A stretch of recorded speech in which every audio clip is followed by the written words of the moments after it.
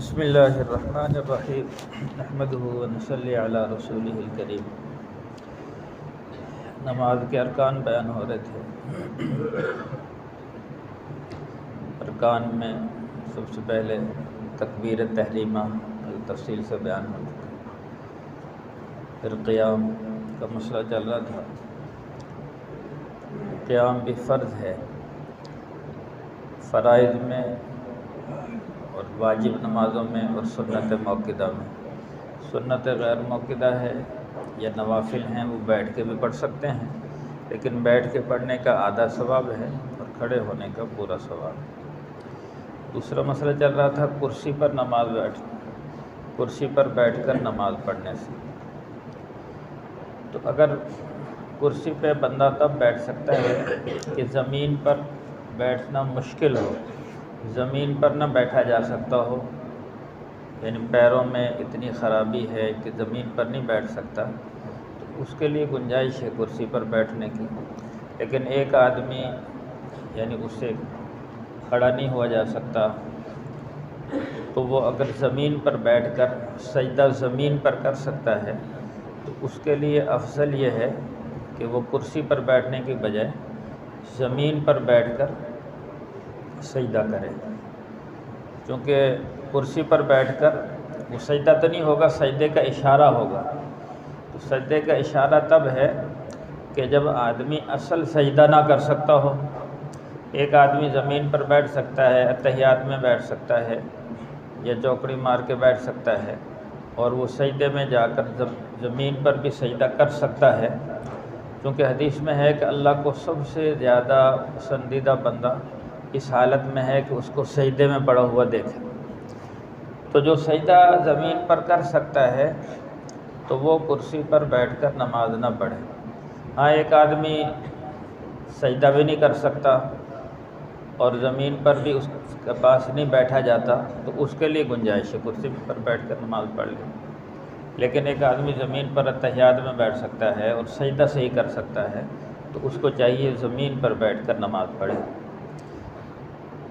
اسی طرح یہ کرسیوں کے سامنے جو پھٹا لگا لیتے ہیں تو یہ نہ لگانا بہتر ہے، کیونکہ بندہ رکوع کرتا ہے اور سجدہ تھوڑا سا زیادہ کرتا ہے، لیکن یہ پھٹا لگا ہوتا ہے، سجدے میں زیادہ جھکنا ہوتا ہے، تو پھٹا بعض اوقات اونچا لگا ہوتا ہے، تو اس لیے پوری طرح سجدہ ادا نہیں ہوتا۔ سجدہ وہی ہے، یا تو زمین پر ادا کرے یا پھر اشارہ۔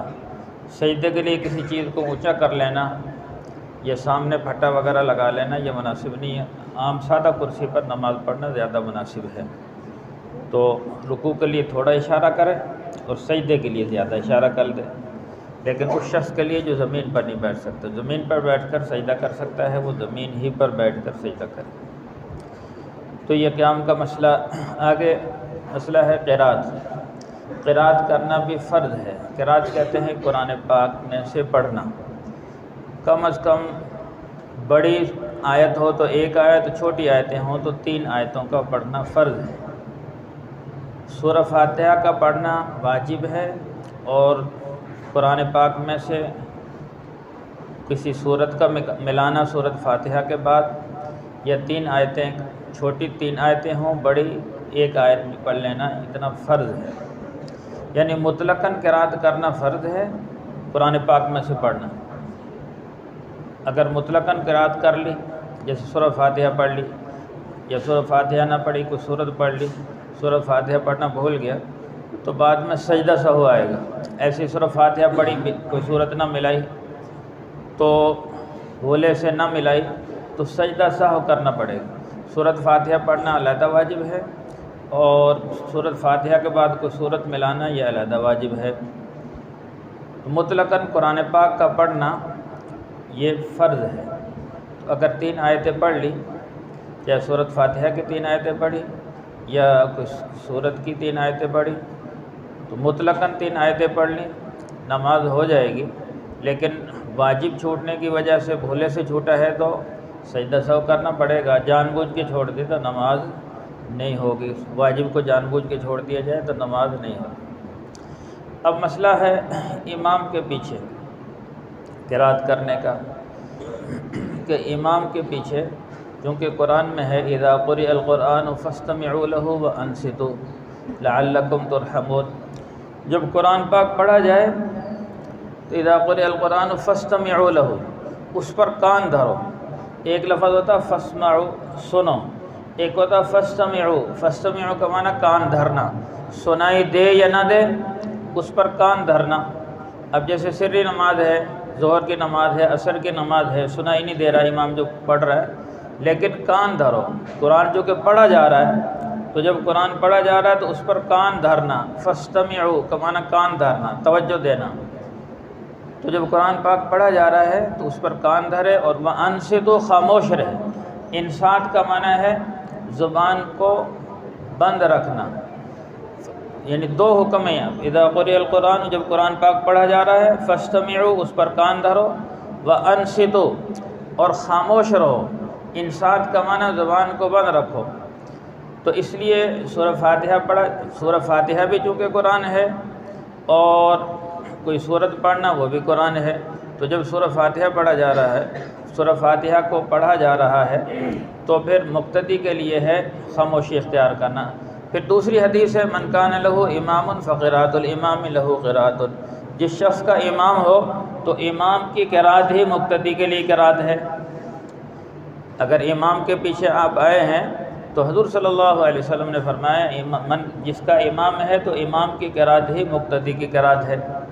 اب مسئلہ ایک حدیث پیش کرتے ہیں، جو پیچھے قرات کرتے ہیں وہ ایک حدیث پیش کرتے ہیں۔ وہ حدیث یہ ہے لا صلاۃ لمن لم یقرأ بفاتحۃ الکتاب، اس شخص کی نماز نہیں ہوتی جو سورہ فاتحہ نہ پڑھے، جو سورہ فاتحہ نہ پڑھے اس کی نماز نہیں ہوتی۔ لیکن یہ امام کے لیے ہے، امام اگر سورہ فاتحہ نہ پڑھے تو کسی کی بھی نماز نہیں ہوگی، یا اکیلا آدمی نماز پڑھ رہا ہے اور وہ سورہ فاتحہ نہ پڑھے تو اس کی نماز نہیں ہوگی۔ اور صحابہ نے یہ دریافت کیا جب حضور صلی اللہ علیہ وسلم نے فرمایا کہ جو سورہ فاتحہ نہ پڑھے اس کی نماز نہیں ہوتی، تو صحابہ اکرام نے عرض کی، اللہ تعالیٰ صحابہ اکرام کو جزائے خیر عطا فرمائے، انہوں نے مسئلے کو پوچھ کر ہمارے لیے آسان کر دیا۔ صحابہ نے عرض کی اللہ کے رسول جب ہم امام کے پیچھے ہوتے ہیں تو پھر بھی سورہ فاتحہ پڑھیں؟ تو حضور نے فرمایا اقرأ بہا فی نفسک، اس کو پڑھو اپنے دل میں، سورہ فاتحہ کو پڑھو اپنے دل میں۔ اقرأ بہا فی نفسک، ساری دنیا کی لغت اٹھا لیں، اس کا معنی یہ ہے کہ اس کو دل میں پڑھو، اور دل میں پڑھنے کا مطلب یہ ہے کہ زبان نہ ہلاؤ، یعنی دل جب امام پڑھ رہا ہے تو اس پر آپ دل میں پڑھو، یعنی اس پر توجہ دو۔ اور یقیناً جب امام قرات کر رہا ہو تو مقتدیوں کو چاہیے کہ اس پر توجہ دیں اور اس کو دل میں دہرائیں۔ دل میں دہرانے کا مطلب یہ ہوتا ہے کہ زبان سے نہ پڑھو، زبان سے پڑھنے سے منع کیا گیا ہے۔ اقرأ بہا فی نفسک کہ سورہ فاتحہ کو دل میں پڑھو۔ دل میں پڑھنے کا مطلب یہ ہے کہ یعنی زبان سے نہیں پڑھنا۔ تو یہ صاف صریح لفظ موجود ہے کہ حضور صلی اللہ علیہ وسلم نے سورہ فاتحہ یعنی سورہ فاتحہ کے بغیر نماز نہیں ہوتی، لیکن جب تم امام کے پیچھے ہو تو پھر اس کو زبان سے نہیں ادا کرنا، بلکہ دل میں امام جب سورہ فاتحہ پڑھ رہا اس کو دل میں دہراتے رہو، اس پر توجہ رکھو۔ جیسے تو زبان سے نہیں پڑھ سکتے، چونکہ قرآن بھی آ گیا، قرآن میں صریح ہے کہ جب قرآن پڑھا جا رہا ہے تو خاموش رہو، یعنی زبان کو بند رکھو، اس پر کان دھرو اور خاموش رہو، یعنی دل میں دہراؤ، لیکن زبان کو حرکت نہیں دینی۔ اور حدیث میں بھی آ گیا من کان لہ امام فقراۃ الامام لہ قراۃ، جس شخص کا امام ہو تو امام کی قرات ہی مقتدی کی قرات ہوتی ہے۔ تو اس لیے مقتدی کو علیحدہ سے قرات کرنا ضروری نہیں۔ ایک دفعہ ایسا ہوا کہ امام ابو حنیفہ رحمۃ اللہ علیہ نے یہ مسئلہ جب بیان فرمایا کہ امام کے پیچھے قرات نہیں اور سورہ فاتحہ بھی نہیں پڑھ سکتے، تو کچھ لوگ امام ابو حنیفہ رحمۃ اللہ علیہ سے اس معاملے میں مناظرہ کرنے کے لیے آئے۔ 10 افراد تھے، وہ مناظرہ کرنے آئے، وہ کہنے لگے جی ہم آپ سے اس معاملے میں مناظرہ کریں گے۔ ان کا ٹھیک ہے مناظرہ کرو۔ ان کا پہلے مناظرے کے اصول طے ہو جائے، یعنی مناظرہ کس معاملے میں کرنا ہے۔ تو وہ کہتے تھے بھی سورہ فاتحہ امام کے پیچھے پڑھنی ہے، تو امام ابو حنیفہ رحمۃ اللہ علیہ فرماتے تھے کہ بھی سورہ فاتحہ نہیں پڑھنی، کیونکہ اللہ کا حکم آ گیا جب قرآن پڑھا جا رہا ہے تو خاموش رہو اور اس کو سنو۔ وہ کہنے لگے ہم نے اس معاملے میں مناظرہ کرنا ہے۔ تو امام ابو حنیفہ رحمۃ اللہ علیہ نے فرمایا ٹھیک ہے، مناظرے کے اصول طے ہو جائیں کہ ٹھیک ہے۔ تو امام ابو حنیفہ رحمۃ اللہ علیہ نے فرمایا کہ جب تم مناظرہ کرو گے، میں تو اکیلا ہوں اور تم 10 آدمی ہو، تو 10 کے 10 بات کرو گے یا ایک بات کرے گا؟ تو وہ کہنے لگے ہم ایک آدمی بات کرے گا، 10 آدمی سنیں گے۔ تو ٹھیک ہے، ان کا ایک آدمی کی جیت سب کی جیت ہوگی، ان کا ہاں، ایک آدمی کی ہار سب کی ہار ہوگی، ان کا ہاں۔ تو امام ابو حنیفہ رحمۃ اللہ علیہ نے فرمایا میں مناظرہ جیت گیا۔ وہ کہنے لگے ابھی تو شروع نہیں ہوا، آپ کیسے جیت گئے؟ ان کا تم نے یہ بات خود تسلیم کر لی کہ ایک آدمی بات کرے، یعنی تم جماعت کی شکل میں آئے ہو، ایک آدمی بات کرے گا، باقی سارے اس کی بات کو خاموشی سے سنیں گے، سب تو نہیں بولو گے، ان کا سب نہیں بولیں گے۔ تو ایک آدمی بات کرے گا تو سب اس کی بات کو سنیں گے۔ تو یہی میں کہتا ہوں کہ جب سورۃ فاتحہ پڑھا جائے تو وہ چونکہ اللہ سے ہم کلام ہو رہا تو وہ کلام کر رہا ہے، باقیوں کا کام ہے خاموش رہیں۔ پھر تم نے یہ کہا، تم نے اس بات کو تسلیم کر لیا کہ ایک آدمی کی جیت سب کی جیت، ایک کی ہار سب کی ہار۔ تو ایک کی قرات سب کی قرات، ایک نے قرات نہیں کی تو سب نے قرات نہیں کی، جب امام نے قرات کر لی تو سب کی قرات ادا ہو گئی۔ تو اس لیے عقلاً بھی یہ معاملہ طے ہو جاتا ہے کہ امام قرات کر لے تو سب کی قرات ادا ہوگی۔ صاف حدیث میں موجود ہے من کان لہ امام فقرات الامام لہ قرات۔ تو اگر امام بھی نہ پڑھے پھر کسی کی نماز نہیں ہوگی، تو اس لیے امام نے پڑھ لی تو سب کی طرف سے ادا ہوگی، اور یہ حدیث میں قرآن سے بھی ثابت ہے اور حدیث سے بھی ثابت ہے۔ تو یہ قرات کا مسئلہ ہے۔ تو اس کے بعد رکوع کرنا فرض ہے۔ اگر خدا نخواستہ کسی نے نماز پڑھی اور رکوع چھوٹ گیا تو نماز نہیں ہوگی، رکوع چونکہ فرض ہے، چاہے جان بوجھ کے چھوٹے چاہے بھولے سے چھوٹ جائے، رکوع چھوٹ گیا تو نماز نہیں ہوگی۔ ہاں اگر کسی نے بھولے سے 2 رکوع کر لیے، 2 دفعہ رکوع کر لیا تو سجدہ سہو کرنا پڑے گا۔ ایسے ہی 2 سجدے کرنا فرض ہیں۔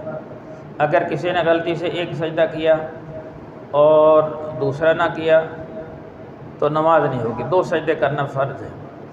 اب یہاں ایک مسئلہ پیدا ہوتا ہے، بعض اوقات بندہ یعنی نماز 1 رکعت پڑھی اور اس نے ایک ہی سجدہ کیا اور کھڑا ہو گیا، بعد میں اسے دوسری رکعت میں یاد آیا کہ میں نے تو پہلی رکعت میں ایک ہی سجدہ کیا تھا، تو اب دوسری رکعت میں 3 سجدے کرے، ایک پچھلی رکعت کا تو 3 سجدے کرے اور بعد میں سجدہ سہو کرے۔ تو یعنی رکوع اسی طرح رکوع کو نہیں چھوڑ سکتے، اسی طرح سجدے کو نہیں چھوڑ سکتے، کیونکہ سجدہ بھی فرض ہے۔ تو جو فرائض چھوٹ جائیں ان کا کوئی ازالہ نہیں، واجب چھوٹ جائے اس کا سجدہ سہو سے ازالہ ہو جاتا ہے۔ تو جو فرض ہے اس کو ہر حال میں کرنا ہی کرنا۔ اور آخری قاعدہ یہ بھی فرض ہے، قاعدہ کہتے ہیں اتحیات کی شکل میں بیٹھنا، درمیانی جو قاعدہ ہے یہ واجب ہے۔ درمیانی قاعدہ یعنی 2 رکعتوں کے بعد بیٹھنا یہ واجب، اگر 4 رکعت والی نماز پڑھ رہے ہیں یا 3 رکعت والی آپ نماز پڑھ رہے ہیں تو درمیانی قاعدے میں بیٹھنا واجب ہے۔ تو اگر بھولے سے درمیانی قاعدہ رہ گیا ہے تو آپ کھڑے ہو گئے ہیں تیسری رکعت کے لیے، اگر ابھی کھڑے ایسے ہوئے ہیں کہ آپ کی یعنی ران اور پنڈلی جدا نہیں ہوئی، کھڑے ہونے کی کوشش کر رہے تھے یاد آ گیا تو آپ بیٹھ جائیں، لیکن اگر ران اور پنڈلیاں جدا ہو گئی اور آپ کھڑے ہونے کے زیادہ قریب ہیں تو پھر کھڑے ہو جاؤ، اور بعد میں درمیانی قاعدہ رہ گیا ہے اس کا سجدہ سہو کر لو۔ لیکن اگر بیٹھنے کے زیادہ قریب ہیں اور یاد آ گیا، یہ پیچھے سے لقمہ دے دیا، امام ہے، امام تیسری رکعت کے لیے کھڑا ہو رہا تھا، ابھی کھڑا نہیں ہوا تھا، کوشش ہی کر رہا تھا کھڑے ہونے کی، لقمہ دے دیا تو وہ بیٹھ جائے۔ اور اگر امام کھڑا ہو گیا ہے تیسری رکعت کے لیے تو پیچھے لقمہ تو دے دے تاکہ امام کو پتہ چل جائے کہ وہ غلطی کی ہے، لیکن اصرار نہ کرے، بار بار لقمہ نہ دے کہ امام کو بٹھانے کی کوشش کرے۔ اب امام کھڑا ہو گیا ہے تو وہ کھڑا رہے، درمیانی قاعدہ اگر چھوٹ گیا ہے بھولے سے تو اخیر میں سجدہ سہو کر لے۔ تو درمیانی قاعدہ واجب ہے، لیکن آخری جو قاعدہ ہے یہ فرض ہے۔ آخری قاعدے میں اتحیات کا پڑھنا واجب ہے، لیکن بیٹھنا تشہد کی مقدار، جتنی دیر میں تشہد پڑھا جاتا ہے اتنی مقدار بیٹھنا فرض ہے۔ تشہد کہتے ہیں التحیات للہ والصلوات والطیبات، السلام علیک ایھا النبی ورحمۃ اللہ وبرکاتہ، السلام علینا وعلی عباد اللہ الصالحین، اشہد ان لا الہ الا اللہ واشہد ان محمدا عبدہ ورسولہ۔ یہاں تک تشہد ہے، تو یہاں تک پڑھنا واجب ہے، اور اتنی مقدار جتنی دیر میں یہ پڑھا جاتا ہے اتنی مقدار بیٹھنا فرض ہے آخری قاعدے میں۔ اگر کوئی آدمی اتنی مقدار نہ بیٹھا، چند سیکنڈ بیٹھا اور سلام پھیر لیا، اس کی نماز نہیں ہوگی۔ تو اس لیے اتنی مقدار بیٹھنا فرض ہے، اور تشہد پڑھنا واجب ہے، اور آخر میں درود شریف اور دعا کا پڑھنا یہ سنت ہے۔ خدا نخواستہ درود شریف رہ گئی ہے یا آخر میں دعا نہیں پڑھی تو نماز ہو جائے گی، لیکن تشہد نہیں پڑھا، تحیات نہیں پڑھی تو نماز نہیں ہوگی۔ اگر بھولے سے رہ گئی ہے تشہد، یعنی درمیانی قاعدے میں آپ تحیات نہیں پڑھ سکے، تو سجدہ سہو کرنا ہوگا۔ تو یہ نماز کے ارکان تھے جو تفصیل سے بیان ہو گئے۔ کوئی بات سمجھ نہ آئی ہو تو بعد میں پوچھ سکتے ہیں، اللہ مل کے توفیق۔ الحمدللہ رب العالمین والعاقبۃ للمتقین والصلاة والسلام علی سید الانبیاء والمرسلین، اللہم احسن عاقبتنا فی الامور کلہا واجرنا من خزی الدنیا وعذاب الآخرہ، اللہم وفقنا لما تحب وترضى، صلی اللہ تعالی علی خیر خلقہ محمد وآلہ واصحابہ اجمعین برحمتک یا ارحم الراحمین۔